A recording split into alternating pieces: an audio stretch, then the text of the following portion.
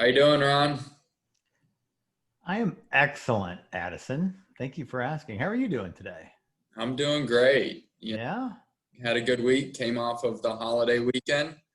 I got my wife to play golf with me for the first time, so that's a big step forward. fabulous. And when you say weekend, that means Labor Day weekend, right? That's That right. means that we've made it through. Have we made it through the summer of COVID? Woo! It's a We're hot one. we're on the other side. I actually kind of like the summer of COVID. I got to spend a little bit more time outdoors and at the lake than I normally do. So that part was good. There was other parts that I would easily give up, but there was some parts of the summer of COVID that, Well, I'd agree yeah, with. I'd like to keep going. Yeah. Well, why don't you give a little bit of insight to our discussion today and kind of the reasoning behind this and what we hope to come out from this discussion. Awesome. Yeah, so the idea was to have a conversation about resilience as we were talking with our leadership team around Conscious Capitalism Kansas City and what we think our community could use right now. We certainly thought resilience wouldn't hurt anything. The year of 2020, I've heard it called many things. Obviously, we're all still dealing with the effects of a pandemic. And so, how to really be resilient and talk a little bit about my own experience with resiliency, and at times thinking that maybe I wasn't being so resilient, but like how to just be human in this whole process.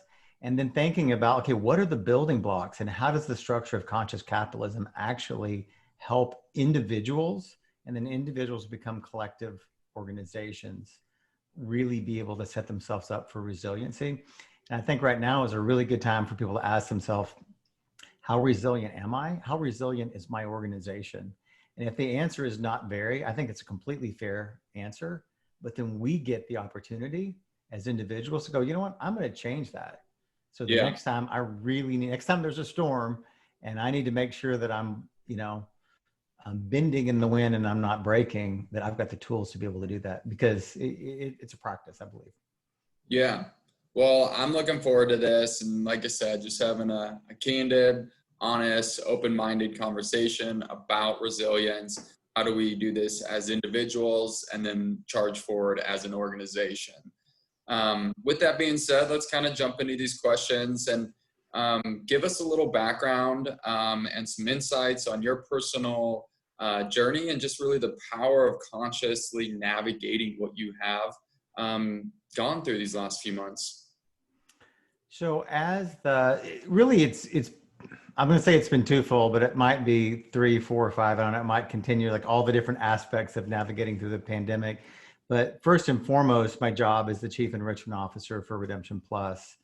Our industry, the family entertainment center industry, indoors, lots of people. March is one of our biggest months of the year, and Mm, that rolls into the summer. And that's really where our industry makes or breaks the year, is with March and with the summer. And as we all know, this started happening mid-March. So for a leader trying to navigate what was happening, I've been doing this for 24 years and never did I think that somebody would literally turn our revenue off like a faucet. I mean, literally just turn it off one day, nothing for a couple of months. And so just the stress during that and trying to figure out how we navigate that, as well as being a parent. hmm I had a child on a gap year, cut short, brought home. I had another child that's now doing online school. So everybody seems to be out of their daily routine and everything seems to be changed. And then we've got Conscious Capitalism Kansas City. And so for a little bit, we were trying to hold meetings, as you know, and trying to do Yep. business like we had before. And so much of it is around bringing people together around events. So we had to pivot. And so this whole idea on how do we pivot? How do we learn? And so for Redemption Plus, there was a number of things that we did. We ultimately, I shouldn't say ultimately because it happened very quickly. It became apparent that there's no way that we could make it through all this without actually having some layoffs. And so part of the resiliency for us, this was unthinkable. And so we as a team decided, how could we do this at a very conscious level? How could we do this at a stakeholder level? And so when we did that, we tried to create a network for all of our team that was laid off. We tried to create opportunities, whether they were temporary, because we had hoped we would bring most of those people back. Yeah. But what are the opportunities right now? What are the resources they need? Let's let them take their equipment. Let's let them take their laptops. Let's extend healthcare. Like, what are the ways that we can nurture them? We can make it easy to get unemployment.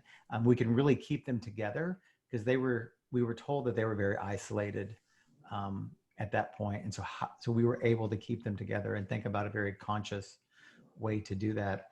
So I think that in itself built some resiliency in our organization for the people that were there on a day-to-day basis. Okay, what do we do now that we have no revenue?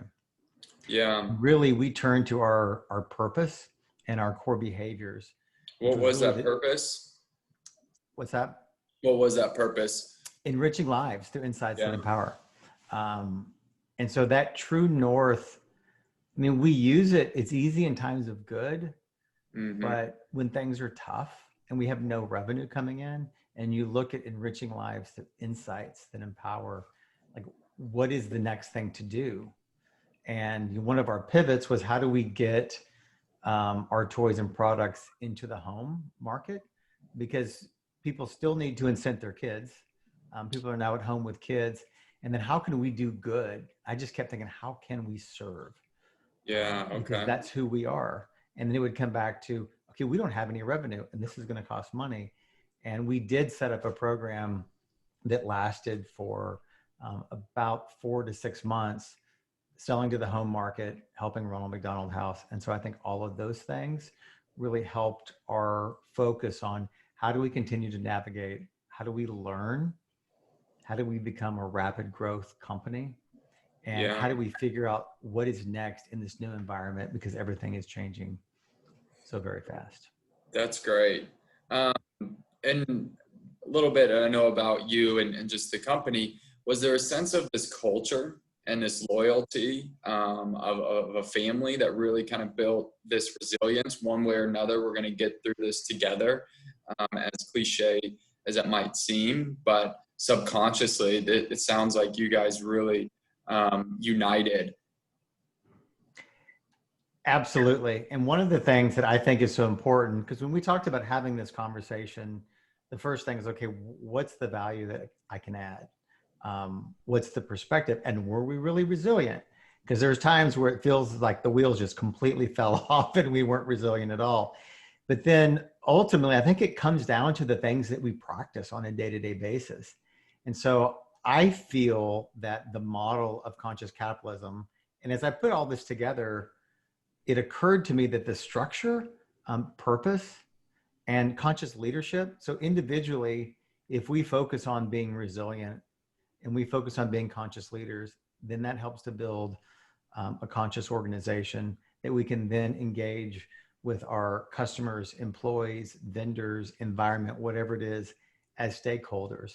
And so when you live in that model and you have a purpose as a true north, it really gives you strong roots, and those strong roots help you to be more resilient when times are tough, even when it doesn't feel like you're being resilient. So I think that journey that we had as a company, which has really been a 7-year journey around purpose, and understanding what's the work that we need to do as individuals to become better leaders. And we spent a lot of time nurturing conscious leadership. And when I say conscious leadership, it's not just about the leaders that are managing people. We felt everyone was a leader. We spent years really trying to flatten that organization. And to do so, we needed everybody to step up and to just put one foot in front of the other and to become a better leader today than you were yesterday. And then tomorrow, just to strive to be better. And so when we can all show up in that way, and it was very imperfect, but over those 7 years, the people that really wanted to go on that journey, and that was who they were at their core, those are the people that stayed with Redemption Plus and they journeyed with us. Other people tended to want to go off and to be able to do other things that might be a little bit easier at times than looking inside ourselves and figuring out, okay, how am I showing up? How can I be better? Yeah. Yeah. that touches on kind of what I was thinking is, okay, like I said, we're here in September 2020. How do we make the back half of this year still successful? And more importantly, how do we charge forward into 2021 with some steam, with some resilience, and the things that you're kind of talking about with the conscious leadership model? Well, I feel like, we had a complete reset. And so we had, right, we had plans, we had metrics. We use this saying in our house a lot: we plan and God laughs. And so just trying to get used to it, it's just, we can plan all we want, but it's not going to go how we think it is. And I think this year is a really, really good example. And you have some companies, and I look out there, that look like they had planned to be mediocre, and now all of a sudden they have a product that they can't even keep up with. And right, their sales are going through the roof. And I see the housing market and cars and boats, and I don't completely understand all that, but there are industries that are doing very, very well. And then there's industries like the restaurant industry, the hospitality industry, where people are gathering together in close proximity, right? And that we will be forever changed, but it doesn't mean that it's going to be changed in a bad way. We just have to look at how we can use the skills that we brought to the table with resiliency. And if we don't have those skills as an individual, I think starting with a conscious leadership model and really being in a place where we can learn and grow, because that's the other piece I think about how we make the back end of this. Our world's changing faster every day and every year than the year before that. And I've felt this for the last 10 years, knowing that my business today was going to have to be in a different place than it was 10 years ago. But I didn't realize what it would feel like, because suddenly you're feeling like how rapid things are changing. So this idea on really growth mindset, which I also tie in with conscious leadership. How do I show up better? How do I learn and grow? What are the new skills that I need? And so I think for resiliency to really take effect, we have to take stock as individuals and companies. What are the skills that we have today? What do we think we're going to need tomorrow? Yeah. And then to be okay when those plans change. Yeah. So let's do a little comparison. So we have resilience versus stubborn. Both can have some pros to it. Both can maybe have some cons to it, negative sides to it. Or we can even throw in delusional and persistent. Mm-hmm. About that a little bit. Again, our theme and what we're charging forward is with resilience, but we don't want to be stubborn and we don't want to be delusional for some goal or plans that we want for 2021, but still have that foundation of persistence and working hard forward. Yeah, that's a lot wrapped up. And I feel like for me personally, I have been all of those things. Yeah.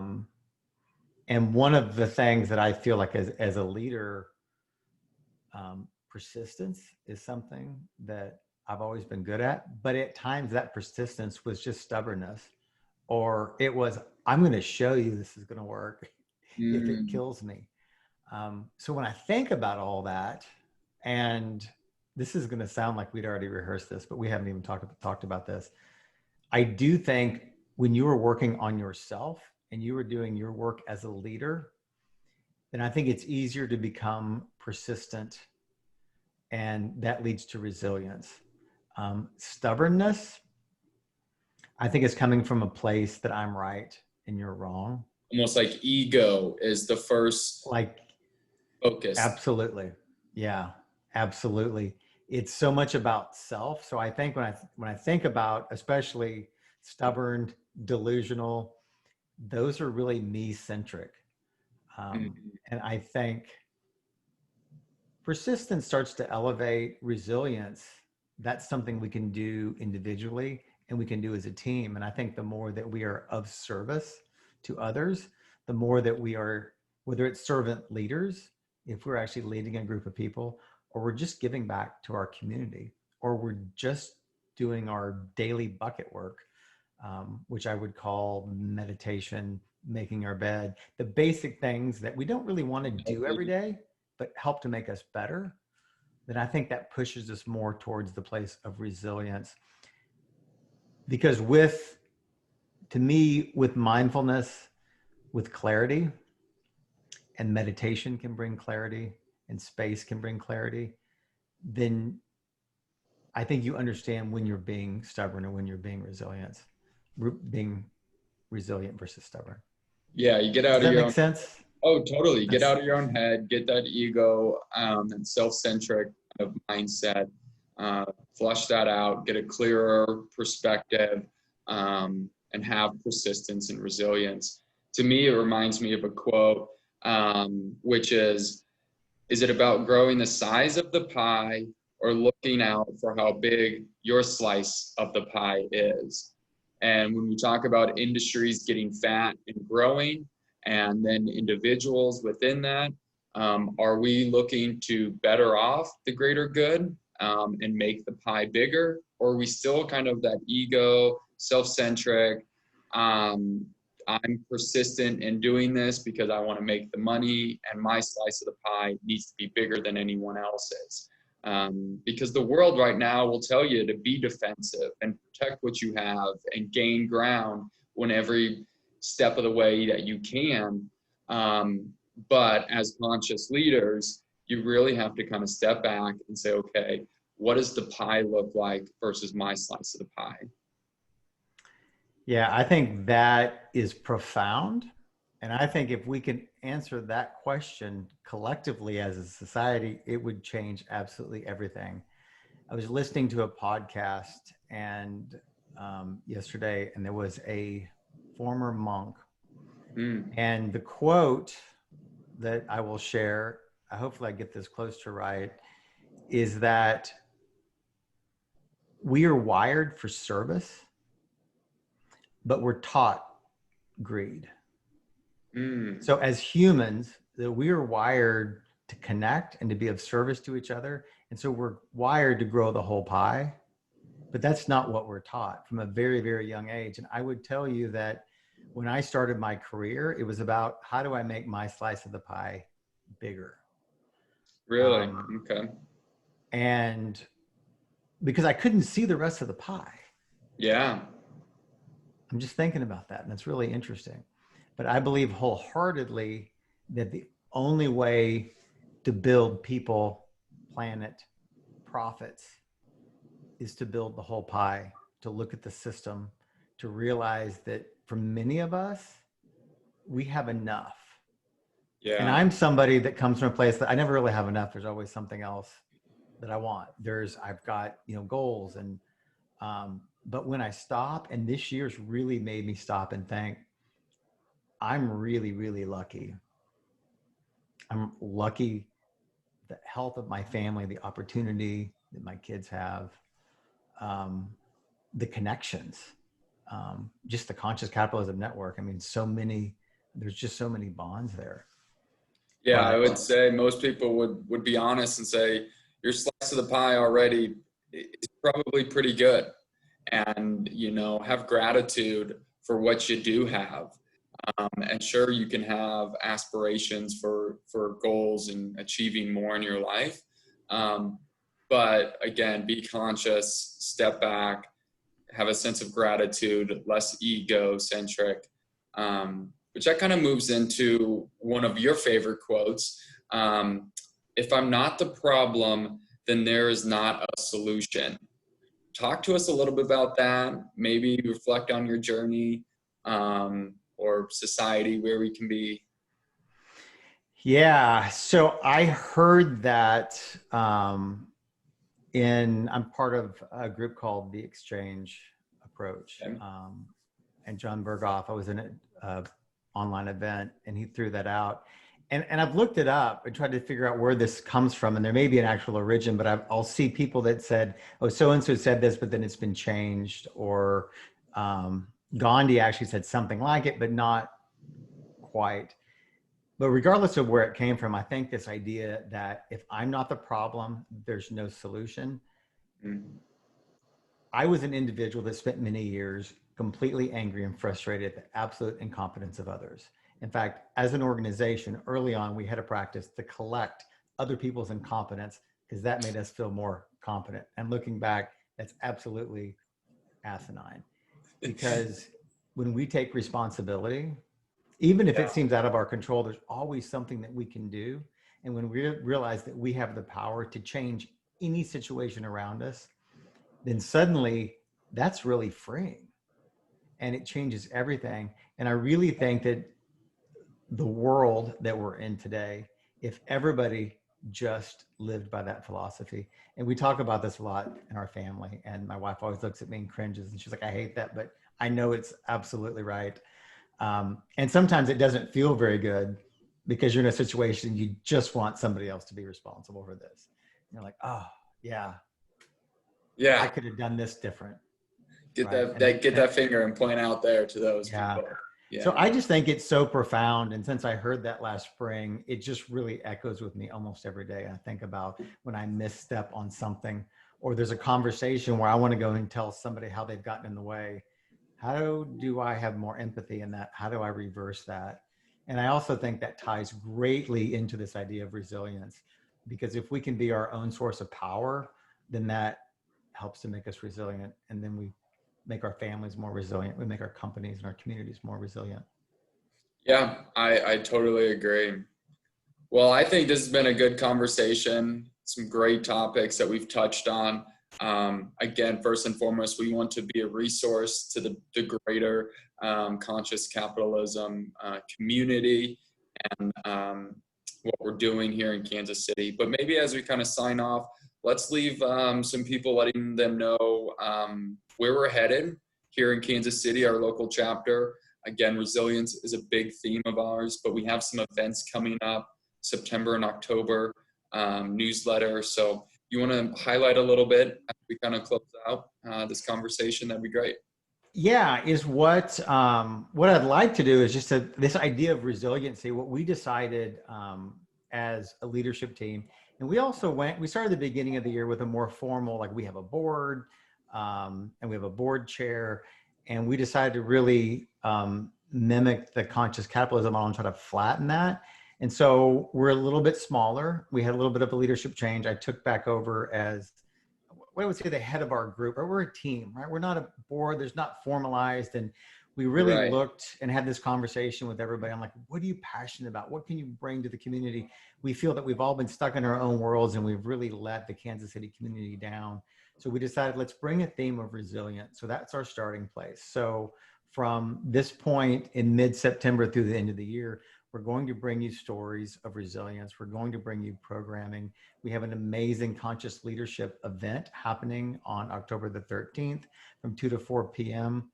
And what I would like to ask is that if anybody's looking at this and interested, Google Conscious Capitalism Kansas City, our website will come up, get on our mailing list. We're going to have a monthly mailing, and all through our network, even outside of Kansas City, there's all these online events that people can select and they can participate in. So it's going to be a little bit different. Even though it's online, we're going to have a lot more to offer. Yeah. And so the idea is that we're going to try to be more consistent and really be able to give the community what we think it needs. And then at some point, I think there's a conversation to be had with our community on what exactly the community needs. Because what we've been told over the last couple of years is, like, we're in and we love it. How do I activate? How do I personally activate, and how do I engage? And so those are things that we're hoping to solve, and we're able to collaborate with our Kansas City community. Well, you know me, I'm looking forward to it. I love where our team has came so far, and our charge with resilience and being that resource for everyone else.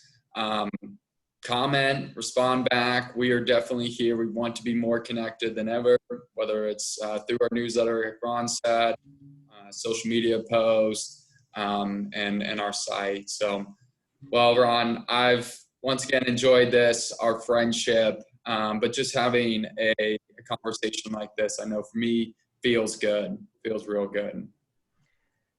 I appreciate the time and the idea to do this. And we laughed ahead of time, because normally when Edison and I sit down and start talking about a subject, suddenly it's 2 or 3 hours later. So hopefully we're not really 2 or 3 hours later, but I always enjoy bantering these big topics around. I've also found that, during this time of change, that meaningful connection and meaningful conversations are huge. And I think they go a lot towards the idea of how we're more resilient as human beings when we're able to be connected. Yes, So, thank I you. agree. Enjoyed Thank it. you. All right. Bye-bye. Bye.